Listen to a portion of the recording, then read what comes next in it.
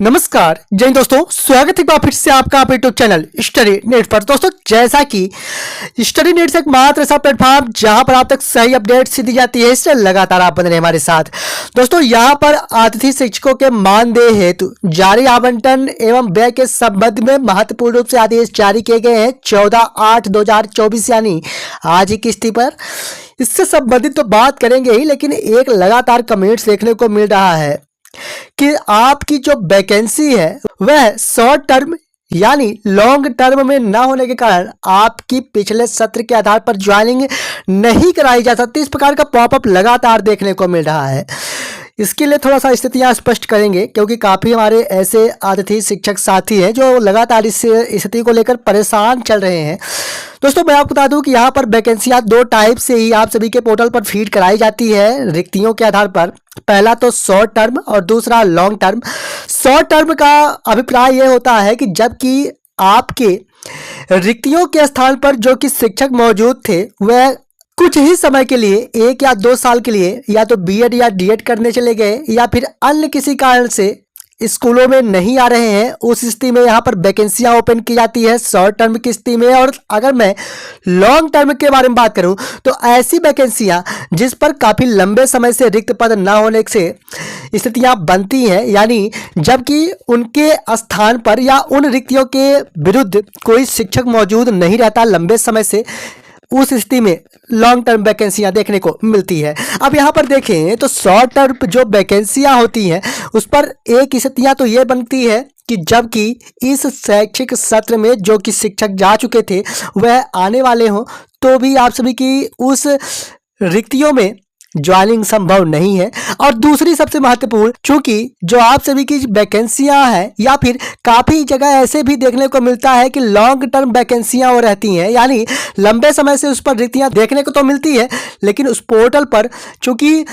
Short term वैकेंसियां डाल दिया जाता है और जिसके वजह से अंततः इस प्रकार की भी समस्याएं देखने को मिलती है। तो फाइनली कहना यह है कि अगर शॉर्ट टर्म वैकेंसियां नहीं थी वह लॉन्ग टर्म वैकेंसियां थी तो निश्चित ही कह सकते हैं कि इसके पहले उस पर शॉर्ट टर्म वैकेंसियां पोर्टल पर अपलोड किए जाने के कारण इस प्रकार की स्थितियां लगातार बन रही हैं। इसके लिए आगामी क्या कुछ समाधान है लगातार हम आपको अप टू डेट करते रहेंगे, लेकिन मैं आपको बता दूं कि चूंकि इस प्रकार की समस्याएं देखने को मिल रही हैं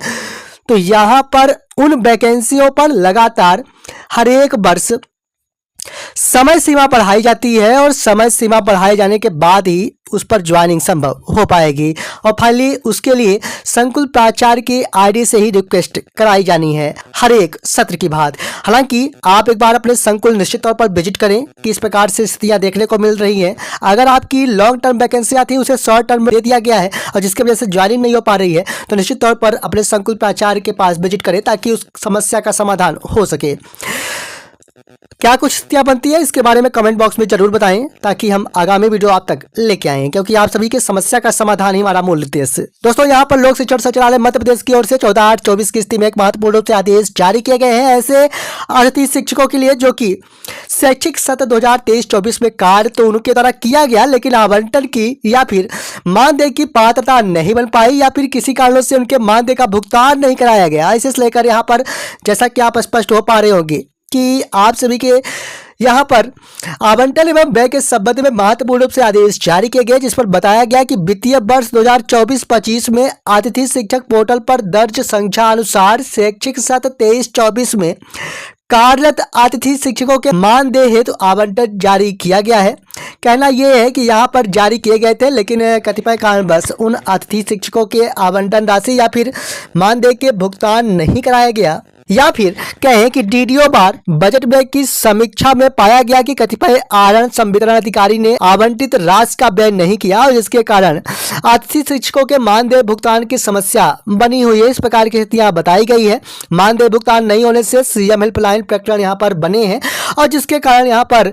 यह महत्वपूर्ण रूप से आदेश जारी किया गया है, जिस पर आवंटन एवं व्यय की स्वीकृति यहाँ पर एक बार पुनः प्रदान की गई है, जिस पर बताया गया है कि 23-24 की स्थिति में कार्यरत समस्त अतिथि शिक्षक जिनका भुगतान नहीं किया गया है उन सभी का भुगतान 20/8/2024 तक निश्चित तौर पर कर दिया जाए 30 अप्रैल 2024 की स्थिति में जिन्होंने कार्य किया है। तो इस प्रकार से यहाँ पर प्रमाण पत्र भी दिया जाना है कि आपके डीडीओ से समस्त अतिथि शिक्षकों के भुगतान करा दिए गए हैं। इस प्रकार से यहाँ पर स्पष्ट हो पा रहे होंगे कि इसके लिए यहाँ पर आवंटन राशि संबंधित